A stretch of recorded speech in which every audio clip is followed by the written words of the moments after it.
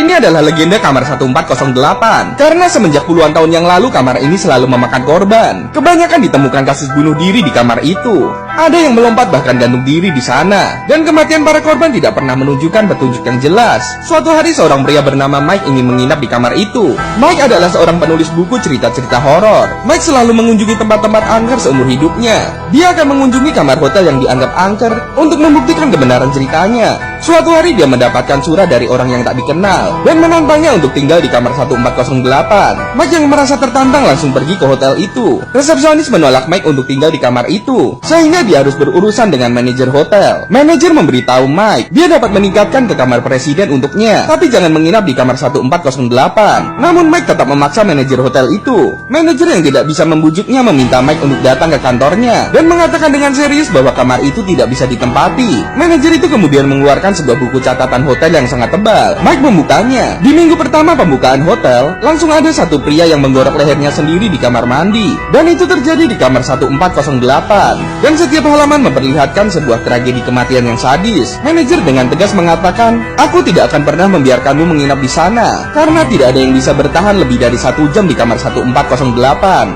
Mike kemudian mengancam akan menggugat mereka ke asosiasi manajemen hotel. Manajer tidak punya pilihan selain menurutinya. Saat di dalam lift, Mike bertanya kepada manajer, "Kamar 1408 sangat menyeramkan, pasti ruangannya sangat kotor." Meski ruangannya sangat kotor, tetap akan dibersihkan setiap bulannya. Biasanya akan masuk 3 orang sekaligus dan membersihkan hanya selama 10 menit, dan pintu harus dibuka. Tapi meski begitu, kejadian tetap saja terjadi. Suatu hari ada seorang pekerja wanita saat membersihkan kamar mandi, pintu tertutup tiba-tiba. Dan saat diselamatkan, 2 matanya telah hilang. Lift akhirnya sampai di lantai 14. Manajer berkata, "Aku hanya bisa mengantarmu sampai di sini, karena aku tidak akan mendekat sedikit pun. Kau masih bisa mundur untuk sekarang." Namun Mike sudah membulatkan tekadnya. Dia pun mulai berjalan ke arah kamarnya sambil melihat buku harian milik manajer hotel. Meskipun foto-foto itu sangat mengerikan, entah bagaimana Mike sangat tertarik. Saat berjalan, tiba-tiba pintu lift terbuka. Dia baru menyadari bahwa dia kembali ke tempat semula. Mike melanjutkan langkahnya untuk mencari kamar 1408. Saat berjalan, tawa anak kecil mengejutkannya. Ternyata ada seorang ibu yang sedang mendorong bayi ke kamarnya. Dan akhirnya Mike sampai di kamar 1408. Dia mengetuk pintu untuk memastikan tidak ada apa-apa. Dan akhirnya Mike pun masuk ke kamar 1408. Kamarnya sangat rapi dan tidak seburuk yang ia kira. Lemari es terisi penuh, TV dan kamar mandi juga bekerja dengan baik. Mike kemudian menarik secarik tisu toilet untuk menyeka wajahnya. Dan sejauh ini tidak ada yang salah hingga dia menemukan sebuah noda besar di lantai. Dan juga ada lukisan aneh di dinding. Mike kemudian membuka jendela dan mengulurkan kepalanya untuk mengamati keadaan sekitar. Namun tiba-tiba saja radio berbunyi dan membuat Mike sangat kaget. Tidak hanya itu, selimut yang baru saja ia pakai tertata kembali dengan rapi. Mike kemudian menuju ke kamar